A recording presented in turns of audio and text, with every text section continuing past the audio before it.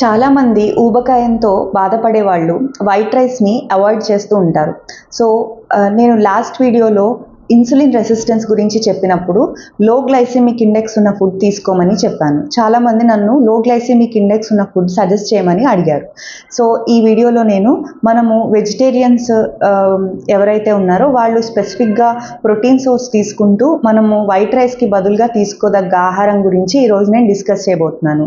అది ఏదో కాదు, కీన్వా అనేది మనకి ఎక్కడైనా దొరుకుతుంది, ఈజీగా అవైలబుల్గా దొరుకుతుంది.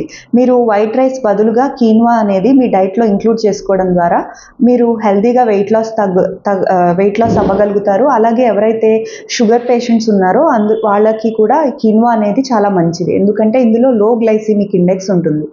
కీన్వా అనేది ఒక సీడ్ అన్నమాట. మనకి ఈ కీన్వా అనేది 100 గ్రామ్స్ కీన్వాలో ఆల్మోస్ట్ 4.8 గ్రామ్స్ ప్రోటీన్ ఉంటుంది, హై ఫైబర్ ఉంటుంది, యాంటీ ఆక్సిడెంట్స్ రిచ్గా ఉంటాయి. సో దీన్ని తీసుకోవడం ద్వారా గ్లూటెన్ ఫ్రీ కాబట్టి కొంతమందికి వైట్ రైస్ బదులు చపాతీ పుల్కా తీసుకుంటే కాన్స్టిపేషన్, డైజెషన్ ప్రాబ్లమ్స్ వస్తాయి. సో కీన్వా అనేది గ్లూటెన్ ఫ్రీ డైట్. సో ఇది ఎవరైనా తీసుకోవచ్చు, ఏ ఏజ్ గ్రూప్ వాళ్ళైనా తీసుకోవచ్చు. సో ఇందులో మనకి హై ప్రోటీన్ ఉంటుంది, హై ఫైబర్ ఉంటుంది, యాంటీ ఆక్సిడెంట్స్ ఉంటాయి. ఇది మనం ఒక 100 గ్రామ్స్ తీసుకున్నా మనకి చాలా సేపటి వరకు ఆకలి కూడా వేయదు.